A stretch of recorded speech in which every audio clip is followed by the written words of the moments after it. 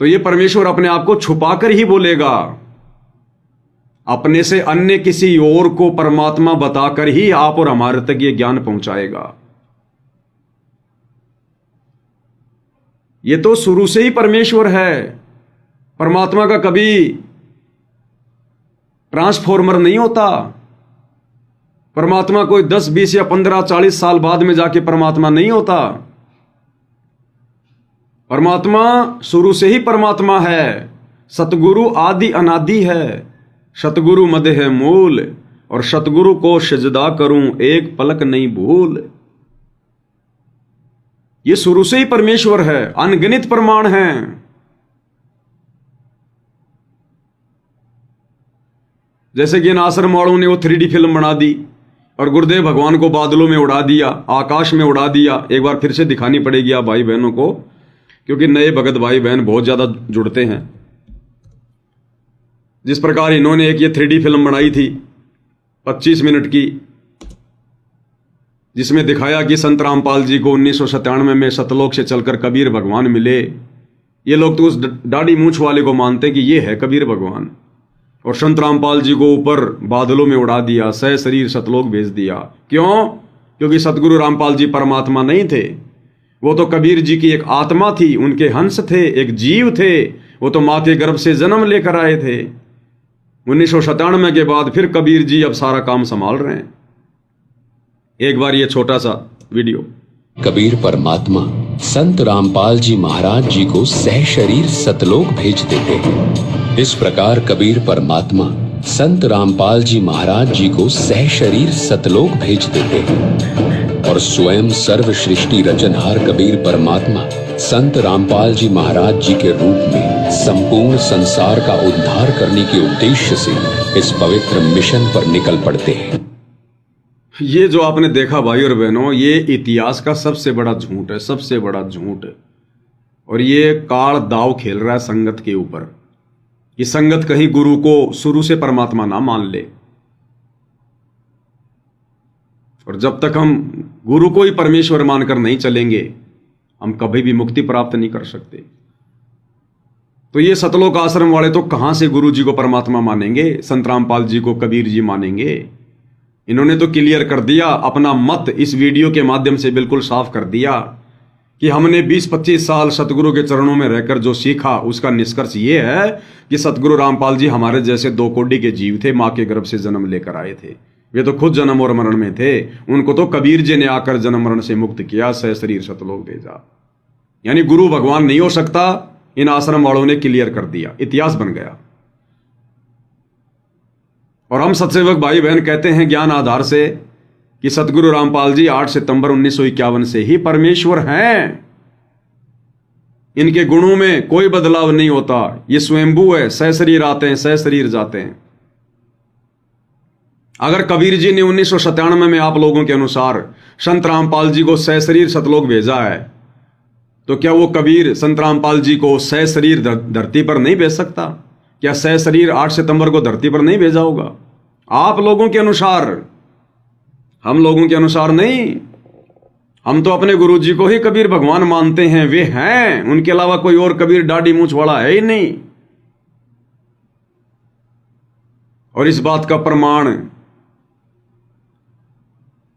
कि 8 सितंबर 1951 से ही सतगुरु रामपाल जी परमेश्वर स्वयं कबीर देव के रूप में धरती पर प्रकट हैं। भाई और बहनों,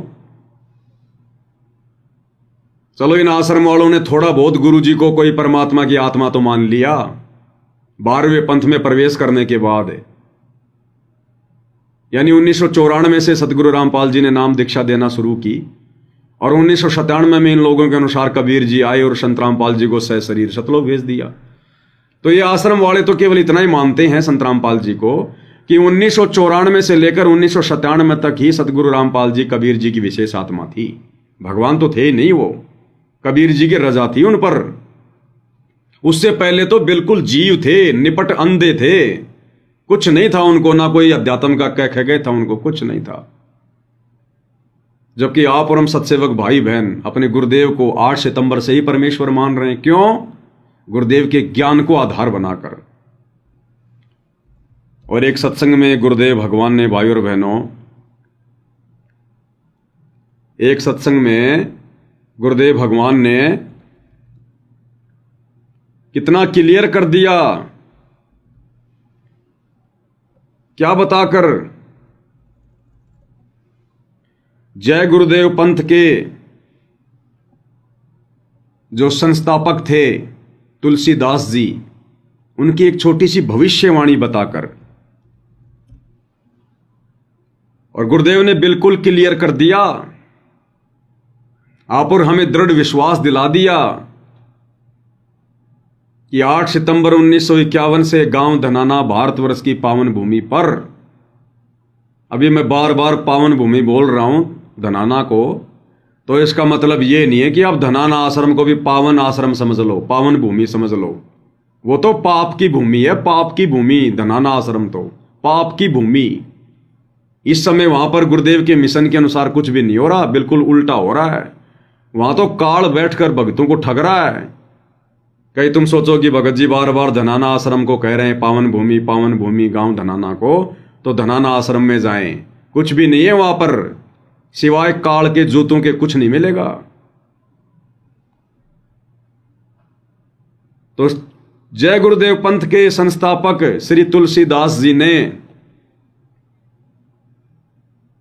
अपनी शाकाहारी पत्रिका में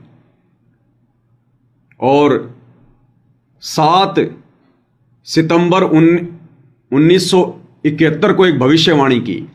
7 सितंबर 1971 को एक भविष्यवाणी की, और उस भविष्यवाणी में उन्होंने क्या कहा, क्योंकि पहले उन्होंने कहा था कि ऐसे ऐसे एक महापुरुष आएगा, पूरे विश्व का उद्धार करेगा।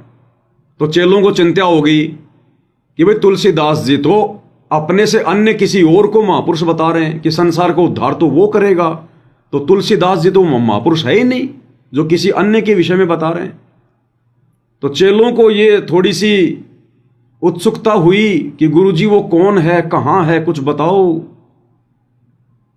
तो 7 सितंबर 1971 को तुलसीदास जी ने भविष्यवाणी की और क्या कहा कि आज वो महापुरुष, वो अवतार जिसके विषय में मैं पहले से बताता हुआ आ रहा हूं कि वो संसार का उद्धार करेगा, उसका एक झंडा होगा, एक भाषा होगी, पूरे विश्व पर उसी का राज होगा, उसी का तत्व ज्ञान घर घर में उसी की पूजा होगी। वो आज 7 सितंबर 1971 को पूरा 20 वर्ष का हो चुका है। और अगर अभी से उसका पता बता दूं, यदि अभी से उसका पता बता दूं तो दुनिया उसके पीछे पड़ जाएगी। और वो भारतवर्ष के एक छोटे से गांव में, उत्तरी भारतवर्ष के एक छोटे से गांव में आ चुका है, जन्म ले चुका है। क्योंकि तुलसीदास की बुद्धि, परमात्मा ने केवल इतनी बुद्धि खोली, क्योंकि तुलसीदास को तत्व ज्ञान नहीं था। ये तो सब यही मान के बैठे हुए हैं कि भगवान तो मां के गर्भ से ही आता है, जन्म लेकर ही आता है। इन सब की बुद्धि यही काम करती है। तो भविष्यवाणी तो आप लोगों ने पहले भी सुनी है, लेकिन इसमें नया क्या है? इसमें नया यह है कि 7 सितंबर 1971 को सतगुरु रामपाल जी की लीलामय उम्र, वैसे तो इस परमेश्वर की कोई उम्र है ही नहीं, सतगुरु आदि अनादि स्वयंभू, जन्म मरण से दूर, अजरो अमर, अविनाशी। लेकिन इस काल के लोक में, कलयुग की बिचली पीढ़ी में परमात्मा जो एक भूमिका करने आए हैं, उस अनुसार 7 सितंबर 1971 को सतगुरु रामपाल जी पूरे 20 वर्ष के हो चुके थे। क्योंकि 8 सितंबर 1951 से 7 सितंबर 1971 पूरे 20 वर्ष हो जाते हैं। और जय गुरुदेव ने कहा कि वो महापुरुष, वो अवतारी शक्ति जो विश्व का उद्धार करेगा, आज पूरे 20 वर्ष का हो चुका है। अब भाइयों और बहनों, 7 सितंबर 1971 से यदि हम किसी भी संत, महात्मा, शंकराचार्य, आचार्य, मंडलेश्वर की अगर हम डेट ऑफ बर्थ को मैच करेंगे तो कोई भी 20 वर्ष का नहीं है, कोई भी 20 वर्ष वाली बात पर खरा नहीं उतर रहा है। एकमात्र सतगुरु रामपाल जी परमेश्वर जी को छोड़कर जो उसी दिन फिक्स लीलामय आयु में पूरे 20 वर्ष के होते हैं। 8 सितंबर 1951 में प्रकट हुए और 7 सितंबर 1971 को पूरे 20 वर्ष के। और कोई संत महात्मा नहीं जिसकी डेट ऑफ बर्थ मैच कर रही हो। और फिर क्या कहा उसने, जब लोगों ने कहा कि महाराज जी वो कौन है, कहां है, हमें उसका पता बता दो, हम तो मोक्ष के लिए तो भटक रहे हैं और आप कह रहे हो कि मेरे पास भी मोक्ष नहीं है, मोक्ष तो वो ही देगा जो आज पूरे 20 वर्ष का हो गया, तो वो कहां है महाराज जी बता दो, हम तो वहां चले जाएंगे। लेकिन उस समय तक जय गुरुदेव जी को परमेश्वर सतगुरु रामपाल जी की तरफ से आदेश नहीं था। उनकी बुद्धि फिर इतना काम नहीं करेगी, परमात्मा चाहेंगे उतना ही करेगी। तो उसने टाल मटोल कर दिया अपनी इज्जत रक्षा के लिए। अगर ये कहूंगा कि मुझे पता नहीं है तो मेरी बेइज्जती होगी, तो उन्होंने कहा कि अभी ऊपर से बताने का आदेश नहीं है, समय आने पर सबको पता चल जाएगा। अरे चलो, लोगों को तो बताने का आदेश नहीं था, अगर उन्हें खुद को पता होता तो खुद तो जाकर अपना कल्याण करवा लेते। लेकिन उनको खुद को भी नहीं पता था कि कौन है और कहां है। केवल परमात्मा ने इतनी बुद्धि खोली, उसने संकेतों में बता दिया कि आज वो पूरे 20 वर्ष का हो चुका है, उत्तरी भारत के एक छोटे से गांव में जन्म ले चुका है। और अगर मैं उसका पता बता दूं तो सारी दुनिया उसके पीछे पड़ जाएगी। एक बार सुनिए भाई और बहनों। जय गुरुदेव की अमर वाणी भाग 2 इसके 50 पृष्ठ पे 7 सितंबर 1971 को इसने भविष्यवाणी की और उसमें क्या बताया कि वह अवतार जो 28 अगस्त को इसने बताया था 71 में, वह अवतार। अब कबीर परमेश्वर स्वयं ही अवतार लेकर आते हैं, स्वयं ही अवतरित होते हैं। तो वह अवतार, ध्यान से सुनना, वह जिसकी लोग, और उसमें क्या बताया कि वह अवतार जो 28 अगस्त को इसने बताया था 71 में, वह अवतार जिसकी लोग प्रतीक्षा कर रहे हैं 20 वर्ष का हो चुका है। पुण्यात्माओं, इस दास का जन्म 8 सितंबर 1951 को हुआ और ये दास 7 सितंबर 1971 को पूरा 20 वर्ष का हो चुका था। ये देखिएगा, वह अवतार जिसकी लोग प्रतीक्षा कर रहे हैं वो 20 वर्ष का हो चुका है। यदि उसका पता बता दूं तो लोग पीछे पड़ जाएंगे। क्या कह रहे हैं तुलसीदास जी? वह अवतार पूरे 20 वर्ष का हो चुका है और यदि अभी उसका पता बता दूं तो लोग उसके पीछे पड़ जाएंगे, पीछे। अब बताओ भाई और बहनों, इन सतलोक आश्रम वालों के अनुसार अगर सतगुरु रामपाल जी मां के गर्भ से जन्म लेकर आए हैं, वो तो कबीर जी की आत्मा थी, एक साधारण से मनुष्य थे। अरे तो 1971 में फिर दुनिया किसके पीछे पड़ जाती? क्या एक मां के गर्भ से जन्म लेकर आए हुए सामान्य से जीव के पीछे पड़ जाती? एक प्राणी के पीछे पड़ जाती? और जय गुरुदेव क्या कह रहा है कि वह अवतार। अब अवतार कौन है? जो ऊपर के लोक से आता है, यानी यहां का नहीं है, जो ऊपर के लोक से आता है उसको कहते हैं अवतार। और कबीर परमेश्वर स्वयं अपने सतलोक से चलकर गति कर कर सहशरीर धरती पर प्रकट होते हैं। वो पूरे 20 वर्ष का हो चुका है और अगर अभी से उसका पता बता दूं तो दुनिया पीछे पड़ जाएगी। अब बताओ भाई और बहनों, अगर सतगुरु रामपाल जी एक सामान्य व्यक्ति होते, जीव होते, परमात्मा ना होते, तो बताओ फिर 1971 में उनके पास में क्या था? 1971 में तो गुरुदेव कहते हैं मैं तो नीलम खेड़ी में अपना डिप्लोमा कर रहा था इंजीनियरिंग का, 10वीं पास करके, और उस समय मेरे पास में क्या था? कुछ नहीं था। तो बताओ दुनिया किसके पीछे पड़ जाती?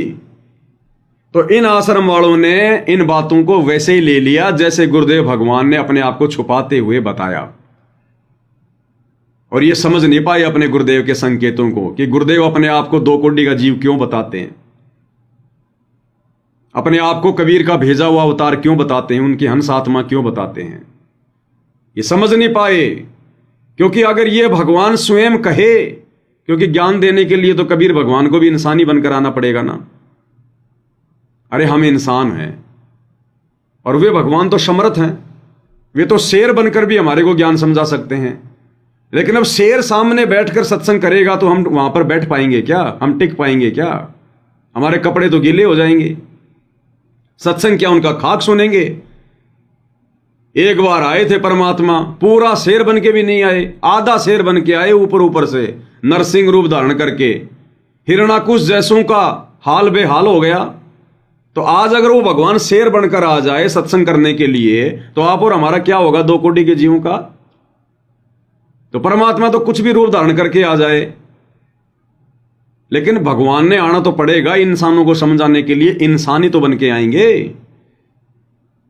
और हम उनको केवल एक इंसानी मान बैठते हैं। और इंसान रूप में आया हुआ वो कबीर परमात्मा भी अपने आप को आप और हमारे जैसा ही ज्यादातर दर्शाता है।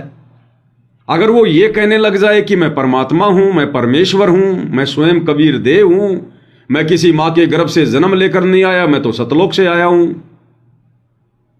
तो आप और हम कलयुग की पिछली पीढ़ी के 2 कोटि के विषय विकारी जीव, इस शिक्षा ने हमारे को इतना चतुर बना दिया, इतना झूठा शाना बना दिया, हम यकीन ही नहीं करेंगे कि मां से जन्म लिए बिना कोई कैसे प्रकट हो सकता है।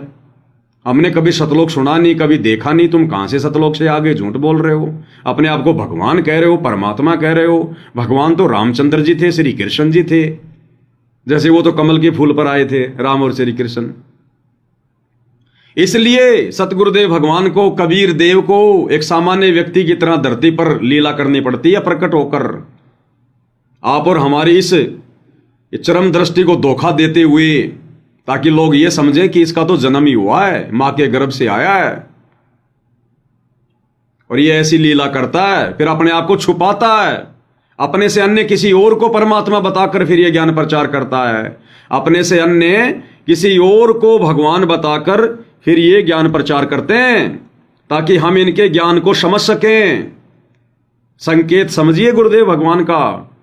ये भविष्यवाणी आपको फिर दिखाऊंगा, पहले गुरुदेव भगवान का बीच में ये सत्संग सुनिए, जिसमें क्या कह रहे हैं परमात्मा, कि वो परमात्मा अपने से अन्य को परमात्मा बताकर फिर ये ज्ञान प्रचार करते हैं। नहीं तो कोई स्वीकार ही नहीं करेगा, अगर खुद परमेश्वर होते हुए स्वयं को यदि परमेश्वर कहें तो।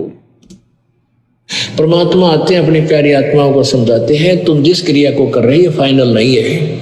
इस क्रिया के, इस क्रम के साथ साथ आपने एक अवश्य कार्य बुला रखा है, परमात्मा की भक्ति का। आप पे आवे हैं, आप पे भगवान की मैं, आप पे परमात्मा है, और आप ही अपनी भक्ति के लिए अपने से अन्य भगवान बताकर आपको प्रेरित करते हैं। आप ही परमात्मा है, आप ही परमात्मा है, आप ही आते हैं, आप पे भगवान है, लेकिन अपनी भक्ति समझाने के लिए अपने से अन्य किसी और को परमात्मा बताकर फिर अपना ज्ञान प्रचार करते हैं। तो सन 1994 से सतगुरु रामपाल जी परमेश्वर वही कर रहे हैं जो सत्संगों में बता रहे हैं। स्वयं कबीर देव होते हुए भी अपने से अन्य को परमात्मा बताकर कि परमात्मा तो कबीर जी हैं, सतलोक में रहते हैं, वो दाढ़ी मूंछ वाली काल्पनिक बनावटी फोटो दिखा दिखा के, ताकि हम उनके निकट आए, उनके सत्संग सुने। क्या कह रहे हैं भगवान, फिर से सुनो पूरा सत्संग दोबारा।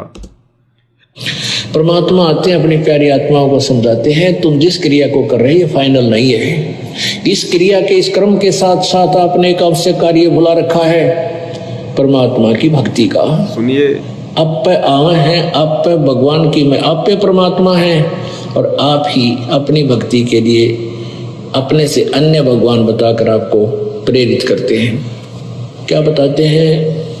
उस समर्थ की रीझ छुपाई, उस परम पिता, उस समर्थ परमात्मा ने तेरे ऊपर रीझ के यानी प्रसन्न होकर तेरे को मां के पेट से बाहर निकाला, जब तू रो रहा था, तड़प रहा था और वचनबद्ध हो रहा था कि भगवान मैं कसम खाता हूं आपको, आपकी भूल नहीं पड़ेगी, मैं आपकी भक्ति किया करूंगा। अरे फिर बार आते भूल गया। उसके लिए क्या बताते हैं? उस समर्थ की रीझ छुपाई, इब कुल कुटुंब से राता, गर्भ के अंदर वचन भरे थे, कहाँ गई वो बाता। कितने प्यार थे। कहते हैं तो ये दिक्कत न बेटा बेटी कार को ठीक भगवान दिखाई ना देता। तो क्या बताते हैं कि उस समर्थ की रीढ़ छुपाई जिस परमात्मा ने प्रसन्न होकर तेरे को सकुशल माँ के गर्भ से बाहर निकाल दिया, उसको भूल कर तू भी एक दूसरे पर आश्रित हो गया है। मेरा बेटा ऐसा है, मेरा बेटी ऐसी है, इतने कमाई करती है, फलाना करती है, और भूल गया भगवान को।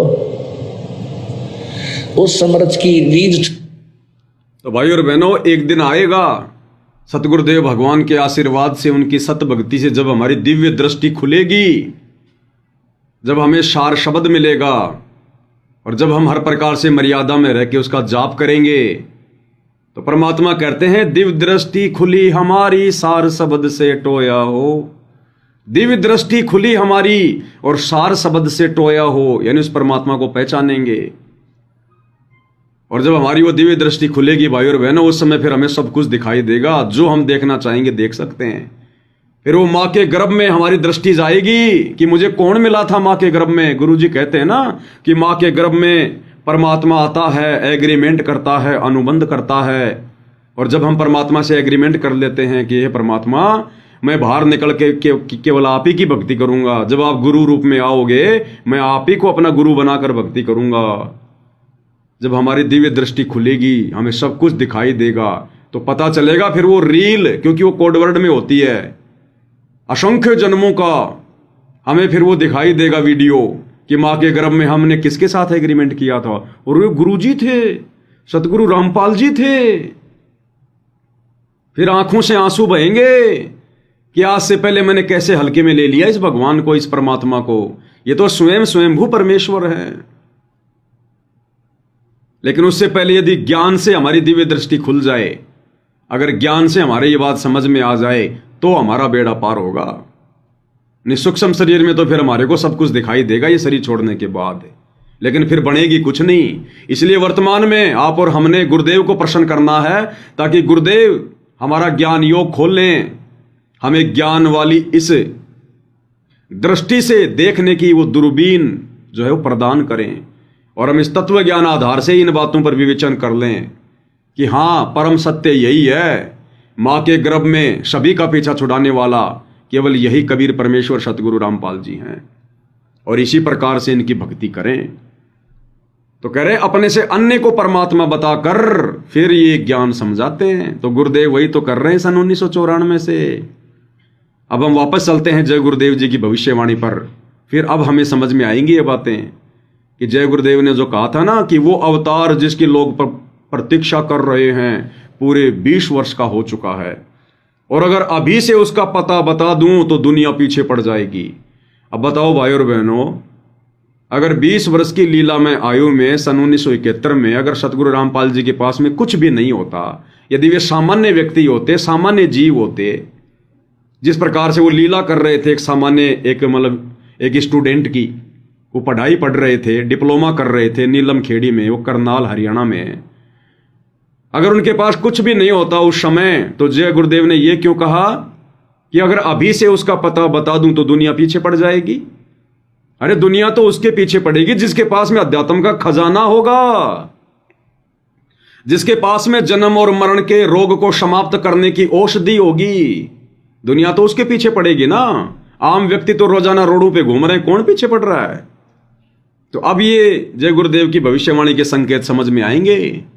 और ये आश्रम वाले भाई बहन तो 1997 में भी गुरु जी को कह रहे हैं वो तो जीव हैं, कबीर जी की आत्मा थी। इन्होंने अपना स्टेटमेंट दे दिया पूरा कि हमने क्या समझा गुरु जी की शरण में रहकर, और बादलों में उड़ा दिया संत रामपाल जी को कि भगवान तो कबीर जी है, दाढ़ी मूंछ वाला। तो ध्यान से सुनिए अभी भविष्यवाणी। वो पुस्तक है जय गुरुदेव की अमर वाणी भाग 2, इसके 50 पृष्ठ पे 7 सितंबर 1971 को इसने भविष्यवाणी की, और उसमें क्या बताया कि वह अवतार जो 28 अगस्त को इसने बताया था 71 में, वह अवतार जिसकी लोग प्रतीक्षा कर रहे हैं 20 वर्ष का हो चुका है। पुण्यात्माओं, इस दास का जन्म 8 सितंबर 1951 को हुआ, और ये दास 7 सितंबर 1971 को पूरा 20 वर्ष का हो चुका था। ये देखिएगा, वह अवतार जिसकी लोग प्रतीक्षा कर रहे हैं वो 20 वर्ष का हो चुका है। यदि उसका पता बता दूं तो लोग पीछे पड़ जाएंगे। अभी ऊपर से आदेश बताने के लिए नहीं हो रहा है। संत रामपाल जी की तरफ से, कबीर परमेश्वर की तरफ से उस समय इससे ज्यादा दिव्य दृष्टि जय गुरुदेव जी की नहीं खोली गई। उस समय परमात्मा ने यह भेद छुपा के रखना था, क्योंकि गुरुदेव भगवान ठीक के समय का इंतजार कर रहे थे। 17 फरवरी 1988 को तो उन्होंने एक भगत की भूमिका करनी थी। अब एक भगत भी भला दूसरे को क्या दे देगा? देने को तो भगवान के पास सब कुछ था, लेकिन लीलामय तरीके से 17 फरवरी 1988 को तो 12वें पंथ में गुरुदेव ने एंट्री करनी थी कि 12वें पंथ हम ही चल आवें, सब पंथों को मिटाकर एक पंथ चलावें। और फिर 1997 में परमेश्वर ने वो खेल खेलना था, लीलामय तरीके से उस वाणी को सत्य साबित करने के लिए कि 5000 और 500 जब कलयुग बीत जाए, महापुरुष फरमान तब जग तारण को आए। कि वो महापुरुष आएगा फिर जग का उद्धार करने के लिए 1997 में, जबकि जगत का उद्धार तो सतगुरु रामपाल जी 1993 से कर रहे हैं, सत्संग दे देकर। 1994 से दीक्षा देकर जगत का उद्धार कर रहे हैं, लोगों को सारनाम देकर जगत का उद्धार कर रहे हैं। तो 1997 की वो जो घटना थी, जो गुरुदेव ने केवल अपने मुख कमल से बताई, उसका कोई सबूत नहीं दिया, उसका कोई प्रमाण नहीं दिया कि वास्तव में उनको कबीर जी सतलोक से आकर मिले थे। उनके अलावा दूसरा कोई कबीर है ही नहीं, कहीं मिलेगा कौन? अन्यथा गुरुदेव जो भी बात बोलते हैं उसका प्रमाण देते हैं, लेकिन इस बात का आपको कोई प्रमाण नहीं मिलेगा, कोई आपको गवाह नहीं मिलेगा, सबूत नहीं मिलेगा। अरे जब हर घटना के लिए गुरुदेव ने अपनी आत्माओं को गवाह बनाया, तो इस घटना का भी गवाह बना देते कोई। जैसे भाई गरीबदास जी को गवाह बनाया, धर्मदास जी को गवाह बनाया जो है सतलोक के लिए, मलुकदास जी को, नानक जी को, गीसासन जी को, हजरत मोहम्मद जी को। तो 1997 वाली घटना के लिए भी परमात्मा छोटे मोटा किसी भगत को खड़ा कर देते कि बेटा तो हमारा वीडियो रिकॉर्डिंग कर ले। उस समय वीडियो रिकॉर्डिंग तो चली गई थी, वीडियो कैमरा तो थे ही। तो गुरुजी कह देते बेटा तू झाड़ियों के पीछे छुप जा, वैसे तो कबीर जी तुझे देखेंगे तो फिर लीला नहीं करेंगे, और तू झाड़ियों के पीछे छुप जा और कैमरा ऑन कर ले और वीडियो रिकॉर्ड कर ले, नहीं तो आने वाले समय में कौन यकीन करेगा। एक छोटा सा वीडियो बनवा लेते, या किसी भगत को अपने साथ ले जाते स्कूटर पर बैठा कर, ताकि वो भगत वो गवाह बन जाता। लेकिन कोई गवाह नहीं मिलेगा आपको, कोई सबूत नहीं मिलेगा। और बिना सबूत के हमारे गुरुदेव किसी घटना का जिक्र नहीं करते, ये उनकी पहचान है। तो 1997 में कोई कबीर भगवान कहीं से आकर नहीं मिला उनको, ये तो स्वयं सारी सृष्टि के मालिक हैं, इनको भला कौन मिल सकता आकर। तो परमेश्वर ने अपनी वाणी को सत्य साबित करने के लिए ये लीला की, इस घटना का जिक्र किया 1997 वाली का, क्योंकि कलयुग के 5505 वर्ष पूरे होते हैं 1997 में। और जो वाणी परमात्मा ने धर्मदास जी के माध्यम से कबीर सागर में लिखवाई थी कि 5000 और 500 जब कलयुग बीत जाए, महापुरुष फरमान तब जग तारण को आए। जब आवे 5505 तब ये वचन मेरा होगा साचा। बाकी उससे पहले भी तो भगवान नाम दे रहे थे, सतनाम दे रहे थे, सार नाम दे रहे थे, ज्ञान दे रहे थे। 5वें वेद, सूक्ष्म वेद, तत्व ज्ञान गरीबदास जी की वाणियों का खुलासा कर रहे थे। कबीर जी के अलावा कौन कर देगा खुलासा? उस कबीर जी के अलावा सतनाम कौन दे देगा? सारनाम कौन दे देगा? तो 17 फरवरी 1988 को गुरुदेव ने लीलामय तरीके से एक भगत की भूमिका निभानी थी 6 साल, 1988 से 1994 तक। इसलिए परमेश्वर ने अपने आप को छुपाया और जय गुरुदेव की ज्यादा बुद्धि ऑन नहीं करी, केवल उतना ही जितना उन्होंने संदेशा दिलवाना था। और क्या कहा कि अभी से उसका पता बता दूं तो दुनिया पीछे पड़ जाएगी। इसका मतलब उनके पास में खजाना था, वे अध्यात्म से भरपूर थे, गरक थे, गरक। लेकिन वो ठीक का समय नहीं था, इसलिए जय गुरुदेव की दिव्य दृष्टि नहीं खोली। और जय गुरुदेव ने यह कहकर छोड़ दिया कि अभी से उसका पता बता दूं तो दुनिया उनके पीछे पड़ जाएगी। और सभी महापुरुषों ने समय का इंतजार किया है, समय आने पर सबको सब कुछ पता चल जाएगा। और आज ये साथ संगति के वीडियो के माध्यम से सबको सब कुछ पता चल रहा है। आने वाले समय में पूरी दुनिया को पता चलेगा। उसका पता बता दूं तो लोग पीछे पड़ जाएंगे। अभी ऊपर से आदेश बताने के लिए नहीं हो रहा है। मैं समय का इंतजार कर रहा हूं और सभी महात्माओं ने समय का इंतजार किया है। समय आते ही सबको सब कुछ मालूम हो जाएगा। ये 7 सितंबर 1971 को उसने भविष्यवाणी की। क्लियर हो गया भाई और बहनों? आप और हमने केवल यही दृढ़ विश्वास करना है कि हमारे गुरुदेव भगवान कोई 1997 में सतलोक नहीं गए, कोई कबीर जी आकर नहीं मिला, वे बादलों में नहीं उड़े, सहशरीर नहीं गए। सहशरीर तो ये परमात्मा अपनी पूरी लीला समाप्त करके जाएंगे। पूरी दुनिया देखेगी, दांतों तले उंगली दबाएगी। जो इनके रहते सहते इनको परमात्मा नहीं मान पाएंगे, इनके भगत भी उस समय खून के आंसू रोएंगे पश्चाताप में कि काश हमने भी सत्सेवकों की तरह गुरु को ही परमात्मा मानकर अगर भक्ति शुरू कर देती होती तो हमारा भी आत्म कल्याण हो जाता।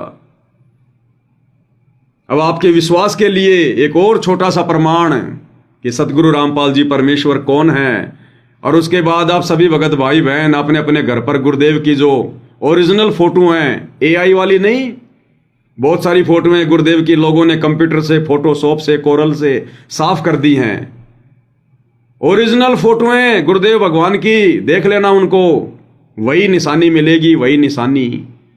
और गुरुदेव ने जिक्र कर दिया, यानी खुद को फिर भी कबीर भगवान नहीं कह रहे, लेकिन निशानी बता दी। एक भविष्य वक्ता की भविष्यवाणी दिखाकर, फ्लोरेंस की भविष्यवाणी दिखाकर, फ्लोरेंस ने क्या कहा कि वो शायरन कौन होगा, वो जगत का उद्धार करने वाला कौन होगा, उसकी क्या पहचान होगी। और क्या पहचान बताइए? उसकी दोनों बाहों के मध्य, ये जो आंखों की जो बोहें हैं ना, ये आंखों के ऊपर के बाल, ये दोनों बाहों के मध्य, यानी यहां पर बिल्कुल बीच में माथे पर अर्धचंद्र का निशान होगा। अर्धचंद्र, आधा चांद होता ना ऐसे वी टाइप में, अर्धचंद्र का निशान होगा जो दुनिया का उद्धार करेगा। तो सतगुरु रामपाल जी परमेश्वर जी की ओरिजिनल फोटो देख लेना, अर्धचंद्र का निशान है गुरुदेव भगवान के। ये संसार में और किसी के नहीं मिलेगा, दूसरे के। तो भविष्यवाणी देखिए भाई और बहनों। 1999 में ये क्या बोला गया है कि एक ऐसे व्यक्ति ने जन्म लिया है जिसकी अकेले ही उत्पादित शक्ति किसी भी शक्ति संपन्न राष्ट्र के बराबर होगी। वह एक भाषा, एक संस्कृति, एक धर्म की आचार संहिता सर्जन करेगा। यहां देखिएगा 43 पृष्ठ पे यह लिखा है कि दिव्य देहधारी पुरुष ने जन्म लिया है। कितना क्लियर कर दिया उस बहन ने। यह किताब तो किसी भगत ने नहीं लिखी, ये तो अमेरिका की भविष्यवक्ता है फ्लोरेंस। उस दिव्य देहधारी पुरुष ने जन्म ले लिया है। अरे दिव्य देहधारी कौन होगा? कबीर परमात्मा, परमेश्वर, दिव्य देहधारी, जो यहां आकर आप और हमारी जैसी देह यानी शरीर धारण करता है। दिव्य देह क्या होती है? एक तो सामान्य देह होती है आप और हमारी, आड़मास की 5 तत्व की, ये तो हो गई देह। आप और हमें देहधारी यानी मनुष्य शरीर धारण किए हुए। और एक होता दिव्य देहधारी यानी तेज पुंज वाला शरीर, नूरी शरीर, दिव्य देहधारी। और हम लोग वाणियों में यही तो पढ़ते हैं, धन सतगुरु उपदेश देवा 84 ब्रह्म मिट ही, तेज पुंज अन्य देह धर कर इस विद हमको भेट ही। तेज पुंज अन्य देह धर कर इस विद हमको भेट ही। सतलोक से परमात्मा कबीर जी, सतगुरु रामपाल जी दिव्य देह धारण करके फिर इस पृथ्वी पर आते हैं, आप और हमारे जैसे इंसान की भूमिका करते हैं, अपने उस दिव्य देह को सरल करते हैं, नूरी रूप को। तो फ्लोरेंस क्या कह रही है? उस दिव्य देहधारी महापुरुष ने जन्म ले लिया है। यानी 8 सितंबर 1951 को धरती पर आ चुका है, प्रकट हो चुका है। अब वो दिव्य देहधारी केवल एक ही है सृष्टि में, कबीर परमात्मा, और वो जन्म नहीं लेता। लेकिन इन भविष्य वक्ताओं को इतना ज्ञान नहीं होता अध्यात्म का, ये कभी सोच भी नहीं सकते कि कोई ऐसे भी कोई प्रकट होता होगा, क्योंकि अध्यात्म की जानकारी है ही नहीं किसी को। ये नकली कबीर पंथी नहीं मानते कि कबीर जी प्रकट हुए थे, सब ये कहते हो तो कमल के फूल पर किसी विधवा ब्राह्मणी ने फेंक दिया था लहरतारा तालाब के निकट, और नीर और नीमा नाम के 2 दंपत्ति उठा के ले आए। ये तो गुरुदेव ने आज रहस्य खोले सारे के सारे, तब पता चल रहा है कि परमेश्वर कौन होता, उसके गुण क्या है, वो जन्म लेता है या स्वयंभू है। तो ये बहन क्या कह रही है? उस दिव्य देहधारी महापुरुष ने जन्म ले लिया है। अब वो दिव्य देहधारी यानी नूरी शरीर वाला परमात्मा जन्म नहीं लेता। भाई और बहनों, एक एक लाइन में संकेत हैं, भविष्यवाणियां हैं, कोड वर्ड में होती हैं। क्या कह रहे हैं गुरुदेव भगवान? देखिएगा 43 पृष्ठ पे यह लिखा है कि दिव्य देहधारी पुरुष ने जन्म लिया है। अब गुरुदेव भगवान तो इस बात को सीधा बोल के आगे निकल गए, अन्यथा गुरुदेव भगवान भी तो समझा सकते थे कि भक्तों दिव्य देहधारी कौन होता है? कबीर भगवान होता है, और दिव्य देहधारी क्या कभी जन्म लेगा? लेकिन गुरुदेव ने ये टुकड़े आप और हमारे को फेंक दिए साध संगति के माध्यम से, विचार करने के लिए, चिंतन मनन करने के लिए। और ये बुद्धि भी गुरुदेव भगवान ने हमारी खोली, जो हम इन वाणियों को समझ पा रहे हैं, इन संकेतों को समझ पा रहे हैं।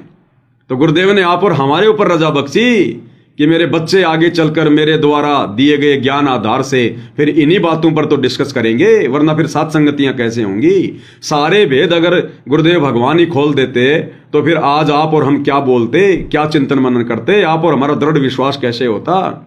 तो परमेश्वर ने जानबूझकर कुछ बातें छोड़ दी, और फिर उन बातों को समझने समझाने की परमेश्वर ने आप और हम सत्सेवकों के ऊपर रजा बख्शी। तो दिव्य देहधारी क्या होता है? यह देखिएगा 43 पृष्ठ पे यह लिखा है कि दिव्य देहधारी पुरुष ने जन्म लिया है। वे सबके मन में प्रसन्नता भरेंगे, दुनिया भर के कष्ट दूर करेंगे, अन्यायी और अत्याचारियों को भी वह ठीक करेंगे। रात्रि के प्रथम पहर में जब मैं प्रगाढ़ निद्रा में होता हूं तो स्वप्न में एक दिव्य पुरुष को देखता हूं, दिव्य व्यक्ति को। किसी जलाशय के निकट बैठे हुए इस योगी के मस्तक में दोनों भावों के जहाँ मिलती है तो उसमें अर्ध चंद्रमा के दर्श होते हैं।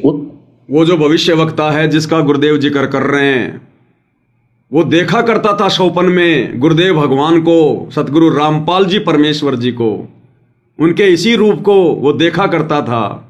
और क्या देखा उसने? कि उसकी दोनों बाहों के मध्य अर्ध चंद्र का निशान है, आधे चांद का निशान, वी टाइप का। और देख लेना गुरुदेव भगवान की ओरिजिनल फोटो में भाई और बहनों, आपको वही अर्ध चंद्र के आपको दर्शन होंगे। एक बार फिर से सुनिए क्या कह रहे हैं परमात्मा। करेंगे। रात्रि के प्रथम पहर में जब मैं प्रगाढ़ निद्रा में होता हूं तो स्वप्न में एक दिव्य पुरुष को देखता हूं, दिव्य व्यक्ति को। किसी जलाशय के निकट बैठे हुए इस योगी के मस्तक में दोनों भावों के जहाँ मिलती है तो उसमें अर्ध चंद्रमा के दर्श होते हैं। उसके बाल सफेद हैं, सुब्बर वेशभूषा है यानी साधारण सुंदर, वर्ण गौर है, गोरा कलर है, तथा पैरों में चर्म विहीन पाहन यानी पादुकाएं हैं, बिना चमड़े की जूतियां पहनता है। आज तो हमने पूरे अनुयायियों से कोई बैन लगा रखा है कि चमड़े की जूती तुमने पहननी है, नहीं मैं तो पैरूं था कितने। अब देखिएगा इसके पृष्ठ नंबर 72 पे नॉस्ट्राडमस ये बताया है कि वो उस स्थान पर जन्म लेगा जहां पर 5 दरिया बह रही होंगी, 5 रिवर्स। सन 1555 में नॉस्ट्राडमस जी ने ये भविष्यवाणी की है, और उसके बाद की बताई है कि सन 2006 में एक हिंदू नेता अचानक प्रकाश में आवेगा। उस समय उसकी आयु 50 और 60 वर्ष के बीच होगी। इस दास का जन्म 8 सितंबर सन 1951 को हुआ। ठीक 2006 में ये दास 55 वर्ष का था। इसी पुस्तक में देखिएगा, इसका हेडिंग है संघर्ष, प्रलय, महासंघर्ष और फिर नया युग। 20वीं शताब्दी के उत्तरार्ध में, यानी 1950 के बाद विज्ञान का विकास इतना अधिक हो जाएगा कि अधिकांश दुनिया नास्तिक हो जाएगी और सामाजिक आचार विचार भूल उठत हो जाएंगे और चरित्र नाम की कोई वस्तु नहीं रहेगी। फैशन की धूम मचेगी और घरों में लोग नाम को रहने वाले रह जाएंगे। अधिकांश लोग इधर उधर रमने और गलियों में भोजन करने वाले हो जाएंगे। इन परिस्थितियों को मैं अपनी तरह का एक विश्वविख्यात व्यक्ति किसी महान धर्मनिष्ठ पूर्वी देश में जन्म लेगा। यह व्यक्ति अकेला ही अपने छोटे छोटे सहयोगियों द्वारा सारे संसार में तहलका मचा देगा। यह ऐतिहासिक महापुरुष ऐसे महासंघर्ष को जन्म देगा कि घर घर नगर नगर में अंतर्द्वंद छिड़ जाएगा। इस अंत्य क्रांति का समय 20वीं शताब्दी के अंत और 21वीं शताब्दी के प्रारंभ का है। इसे स्पष्ट हो गया? अंतर्द्वंद कैसे छिड़ जाएगा, वो महापुरुष कैसे गांव गांव में, नगर नगर में, घर घर में अंतर्द्वंद जो है वो शुरू कर देगा, यानी झगड़ा शुरू हो जाएगा, संघर्ष शुरू हो जाएगा। यानी गुरुदेव से उपदेश लेने के बाद, इनका ज्ञान समझने के बाद, क्योंकि पूरा परिवार तो ज्ञान समझता नहीं है, वो तो एक आधी फैमिली के ऊपर दया होती है। किसी परिवार का एक सदस्य शरण में आ रहा है, किसी परिवार के 2 सदस्य आ रहे हैं। उसके बाद जब इस ज्ञान पर वो विचार करेगा भगत, और मर्यादाओं में रहकर भक्ति करेगा, तो उन मर्यादाओं को लेकर, नियमों को लेकर, परंपराओं को लेकर आपस में विरोधाभास शुरू हो जाएगा। तो घर घर में, गांव गांव में, नगर नगर में अंतर्द्वंद छिड़ जाएगा भक्ति के लिए, मर्यादाओं के लिए, जो आज सतगुरु रामपाल जी परमेश्वर जी की भक्ति में हो रहा है। बाकी नकली संतों के कोई नियम नहीं, कोई मर्यादा नहीं, इसलिए कोई झगड़ा नहीं, कोई फसाद नहीं, कुछ नहीं। लेकिन सतगुरु रामपाल जी की जो भक्ति है वो जगत की मर्यादाओं के विपरीत है, और भगत कभी जगत की मर्यादाओं में नहीं फंसता। इसलिए घर घर में द्वंद छिड़ जाएगा, पति पत्नी का द्वंद, सास ससुर के बीच में द्वंद, ऐसे भाई भाई के बीच में हो जाएगा। और फिर उसको सेट भी वही करेगा, फिर वो प्रलय आएगी, यानी वो युग परिवर्तन आएगा। उसमें लोगों की ढंग से उनकी कमर टूटेगी, जो इस ज्ञान को स्वीकार नहीं करेंगे, इनकी भक्ति नहीं करेंगे। अंत में घुटने टेकने पड़ेंगे उनको, फिर सब एक हो जाएंगे, प्यार प्रेम से फिर भक्ति करेंगे। सन 2020वीं शताब्दी समाप्त हुई और 21वीं शताब्दी अब चल रही है, 2013 हो रही है। तो इस समय के लिए नास्तिक दर्शन ने कहा है, ना कि पूर्व के किसी महापुरुषों के बारे में। तो इससे स्पष्ट है, पुण्यात्माओं देर ना करो, ये समय बार बार नहीं मिलेगा और ये समय ऐसे व्यर्थ करने का नहीं है। मानुष जन्म दुर्लभ है, मिले न बारंबार, और तब से पत्ता टूट गिरे, बहुत डर लग गए डर। एक जय गुरुदेव पंथ का महापुरुष हुए थे श्री तुलसीदास जी, जो मथुरा में इन्होंने एक अलग से पंथ बना रखे हैं। और उसने 1971 में एक भविष्यवाणी करी थी कि एक महापुरुष जो पूरे विश्व को सच्चा ज्ञान देगा, सारा संसार उसका आदर करेगा, वो प्रकट हो चुका है। अब आप सुन लिया भाई और बहनों, परमात्मा बीच बीच में संकेत कर जाते हैं। जय गुरुदेव ने भविष्यवाणी की 1971 में, और 1971 में ज्यादातर गुरुदेव भगवान क्या बोलते हैं इस भविष्यवाणी का जिक्र करते हुए कि उसका जन्म हो चुका है, उसका जन्म हो चुका है। और अब इस सत्संग में क्या कहा गुरुदेव ने कि वो प्रकट हो चुका है, और आज पूरे 20 वर्ष का हो चुका है, वो प्रकट हो चुका है। प्रकट, बीच बीच में भगवान संकेत भी छोड़ जाते हैं। ध्यान से सुनिए, अब प्रकट कौन होता भाई? अरे या 3 लोग के भगवान प्रकट होते हैं क्या? एक जीव कभी जो है प्रकट होता है क्या? तो कौन है? सतगुरु रामपाल जी, जो 8 सितंबर 1951 को प्रकट हुए, खुद अपने मुख कमल से कह रहे हैं, कोई और कहे तो आप लोग विश्वास नहीं करोगे। खुद गुरुदेव भगवान अपने मुख कमल से जय गुरुदेव की भविष्यवाणी का जिक्र करते हुए कि 7 सितंबर 1971 को जय गुरुदेव ने क्या कहा कि वो प्रकट हो चुका है, प्रकट महापुरुष, ये स्वयंभू परमात्मा है। बीच बीच में संकेत छोड़ जाते हैं गुरुदेव भगवान अपनी वास्तविक स्थिति हमें समझाने के लिए। अब यही तो होते हैं वो संकेत। शब्द सैन सतगुरु की पिछाणी, पाया अटल सुहाग रे। इन्हीं संकेतों को समझकर तो साथ संगति के माध्यम से हम दृढ़ हो रहे हैं। क्या कह रहे हैं गुरुदेव भगवान, ध्यान से सुनिए दोबारा से। थी कि एक महापुरुष जो पूरे विश्व को सच्चा ज्ञान देगा, सारा संसार उसका आदर करेगा, वो प्रकट हो चुका है। अब आपको उनकी शब्दों में सुनाऊंगा, अच्छा लगेगा। देखिए, जय गुरुदेव की अमर वाणी भाग 2। और ये कहाँ से छपी है देखिएगा। ये है श्री तुलसीदास जी, अब तो चले गए, जाए न जाना था।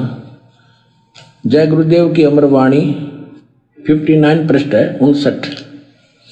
और ये 28 अगस्त 1971 को साकारी पत्रिका में छपया। उस दिन इसने बोली है वाणी, क्या कहा है, उस महापुरुष का जन्म भारतवर्ष के एक छोटे से गांव में हो चुका है और वह व्यक्ति मानव इतिहास का सबसे महत्वपूर्ण व्यक्ति बनेगा। उसे जनता का इतना बड़ा समर्थन प्राप्त होगा कि आज तक किसी को नहीं मिला है। वह महापुरुष नए सिरे से विधान को बनाएगा और वह विश्व के संपूर्ण देशों पर लागू होगा। उसका एक झंडा होगा, उसकी एक भाषा होगी। वह महापुरुष नए सिरे से पूरे विश्व का विधान बनाएगा। आज ये जो भारत का संविधान, अमेरिका का संविधान, जापान का संविधान, सब नष्ट कर दिए जाएंगे, जला दिए जाएंगे। सतगुरु रामपाल जी पूरे विश्व को एक करेंगे। ये सीमाएं समाप्त हो जाएंगी। ये बॉर्डर से आर्मी वार्मी सब हटा दी जाएगी। केवल देश जो है वो टुकड़ों में रहेंगे, लेकिन सीमाएं समाप्त हो जाएंगी। जैसे भारत देश के अंदर जितने भी स्टेट हैं, उन सब की सीमाएं नहीं हैं, सबकी सीमाएं समाप्त हैं। पूरा एक भारत ही कहलाता है। इसी प्रकार जो सीमाएं जो बना रखी हैं लोगों ने आपसी लड़ाई झगड़े के डर से, ये घुसपैठ के डर से, आतंकवाद के डर से, ये सब समाप्त कर दी जाएंगी। जितने भी जो ये दुष्ट प्राणी होंगे, जो पापी प्राणी होंगे, नास्तिक लोग होंगे, जो ये अधर्मी लोग होंगे, इस युग परिवर्तन 2028 वाले समय में ये परलोक सिधार जाएंगे और अच्छी आत्माएं पूरे विश्व में बचेंगी। वो किसी को दुख नहीं देंगे, लड़ाई झगड़ा नहीं करेंगे। आप और हमारी तरह सब भगत बन जाएंगे तो कोई लड़ाई झगड़े नहीं होंगे, कोई सीमा बनाने की जरूरत ही नहीं है, आर्मी लगाने की जरूरत ही नहीं है, ना कोई अटैक करेगा। ये सब हथियार ये परमाणु बम सब नष्ट कर दिए जाएंगे।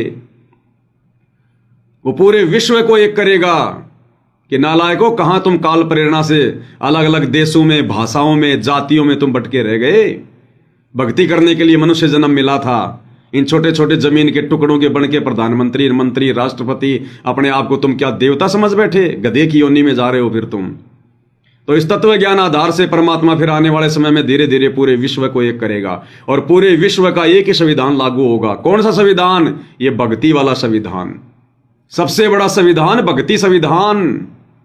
पूरे विश्व में यही लागू होगा। फिर हमें इन बाकी संविधानों की जरूरत नहीं पड़ेगी।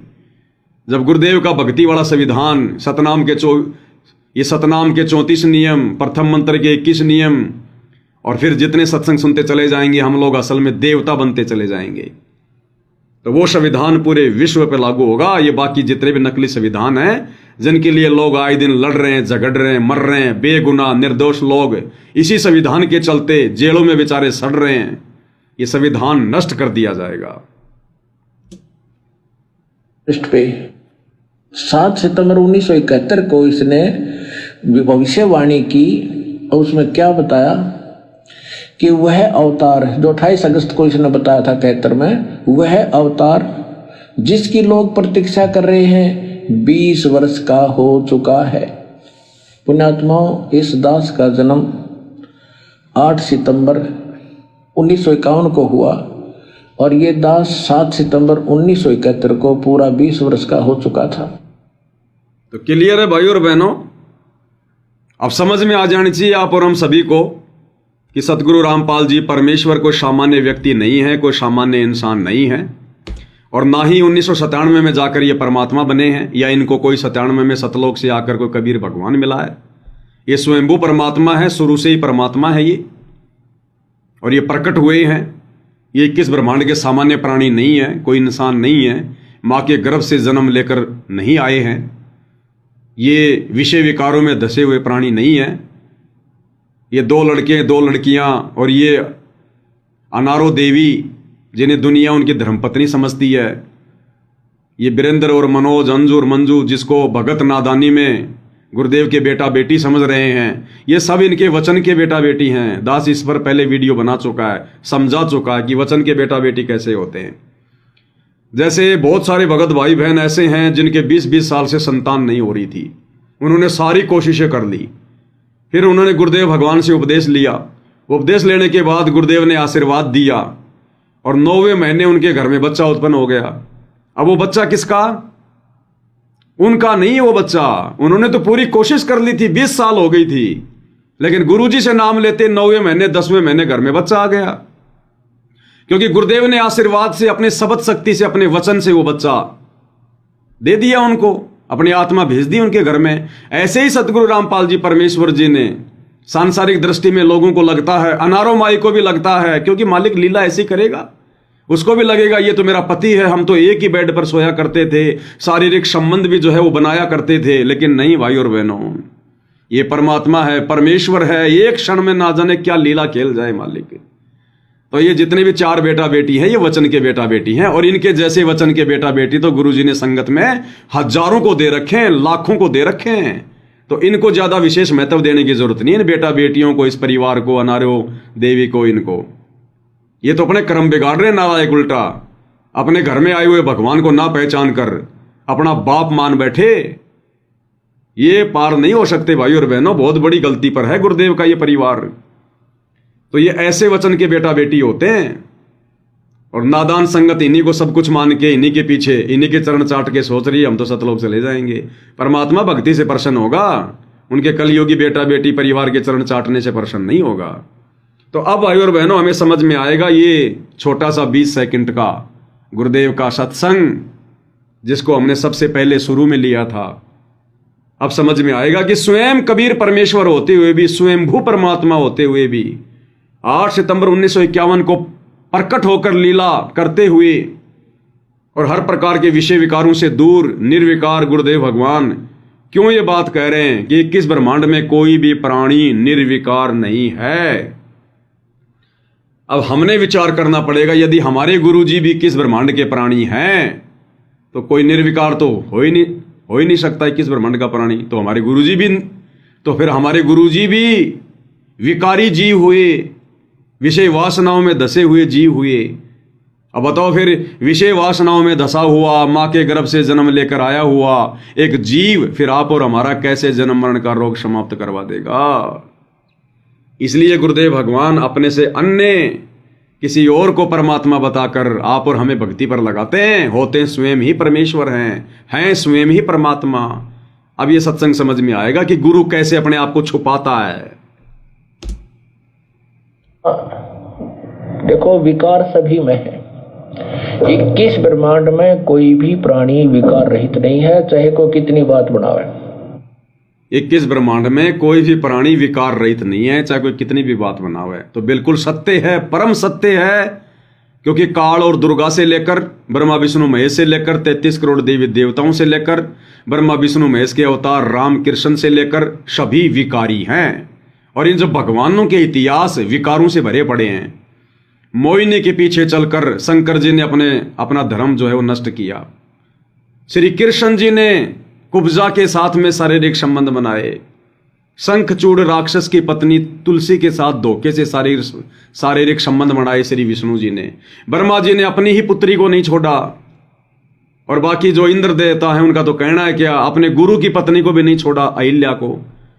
और इंद्र के नीचे जितनी भी जो देवियां हैं, छोटी छोटी जो देवियां हैं, उनका ये नाजायज ये प्रयोग करता है, शारीरिक उनका शोषण करता है। तो सोचो फिर बाकी नीचे वाले साधु संत महात्मा, आए दिन इनके किस्से हम सुनते ही रहते हैं। तो 21 ब्रह्मांड में कोई भी प्राणी निर्विकार नहीं है, सब विकारों में धसे हुए हैं। एकमात्र सतगुरु रामपाल जी परमेश्वर वर्तमान में सारी सृष्टि में पूरी पृथ्वी पर निर्विकारी महापुरुष हैं, परमेश्वर हैं, जो एक सामान्य व्यक्ति सामान्य संत की तरह लीला कर रहे हैं। इसलिए हमने भाइयों और बहनों गुरु को सामान्य नहीं समझना, किसी के बहकाव में नहीं आना। इन आश्रम वालों ने बना बना के वीडियो और भक्तों को बहका दिया, संत रामपाल जी को बादलों में उड़ा दिया। 1997 में सतलोक चले गए, सहशरीर चले गए। फिर ये सत्संग, ये प्रमाण जो अभी आपने देखे, फिर ये क्या है? फिर ये सारे झूठे। गुरुदेव की वो वाणी भी झूठी जिसमें गुरुदेव जय गुरुदेव का नाम लेकर कह रहे हैं, 1971 वाली बात बता रहे हैं कि वो महापुरुष प्रकट हो चुका है। और गुरुदेव यदि सामान्य जीव है, मां के गर्भ से जन्म लिया है, जन्म और मरण में है, तो जो जन्मता और मरता है फिर वो भगवान नहीं हो सकता। खुद गुरुजी कह रहे हैं जो खुद जन्म और मरण में है वो हमारा जन्म मरण कैसे समाप्त कर देगा। तो भाई और बहनों, इन सभी बातों से आप और हमने ये दृढ़ विश्वास बना लेना है और अपने गुरुदेव को हमने सौपन में भी आप और हमारे जैसा जीव समझने की गलती नहीं करनी। इसीलिए तो गरीबदास जी ने अपनी वाणियों में 350 साल पहले ही हम पिछली पीढ़ी वाले भक्तों को आगाह कर दिया था कि नालायको, मेरा गुरु, मेरा सतगुरु, मेरा परमात्मा जो मुझे जिंदा महात्मा के रूप में मिला था छुडानी में, सतगुरु वो दिल्ली मंडल में आएगा। सतगुरु दिल्ली मंडल आईसी, सूती धरनी सुम जगाईसी, और काग भूषण छत्र के आगे, गंधर्व करत चलत हैं रागे। क्या बताते हैं? उत्तर दक्षिण पूर्व पश्चिम फिरता दाने दाने लो, और सर्व कला सतगुरु साहिब की, हरि आए हरियाणे। गरीबदास जी के समय आए तेरी बारे भाई प्रगट सामने थारे, पहचाने जात पहचान लियो। गरीबदास जी के समय आए तेरी बारे भाई प्रगट सामने थारे, पहचाने जात पहचान लियो। गरीबदास जी के समय आए तेरी बारे भाई प्रगट सामने थारे, पहचाने जात पहचान लियो। तो क्लियर कर दिया भाई और बहनों। अंत में गुरुदेव भगवान ने विशेष संदेश नंबर 75 में, सुन लेना, विशेष संदेश नंबर 75 को क्लियर कर रखा गुरुदेव ने कि भाई गरीबदास जी के समय आए थे वो परमात्मा। तो गरीबदास जी के समय कौन आए थे? सतलोक से चलकर जिंदा महात्मा का रूप बनाकर कबीर जी। और फिर क्या कह रहे हैं गुरुदेव?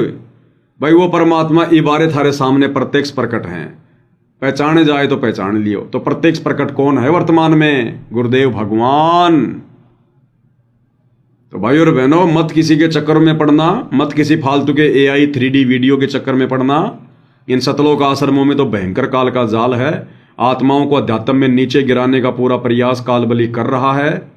गुरु को मानुष मनवाने की पूरी प्रोसीजर चल रही है, और उस कागज के टुकड़े को कबीर की समझे जाने वाली मुर्दा बेजुबान फोटो को जून के महीने में उसका प्रकट दिवस मना रहे हैं कि ये भगवान है, ये परमात्मा है वो कागज का टुकड़ा।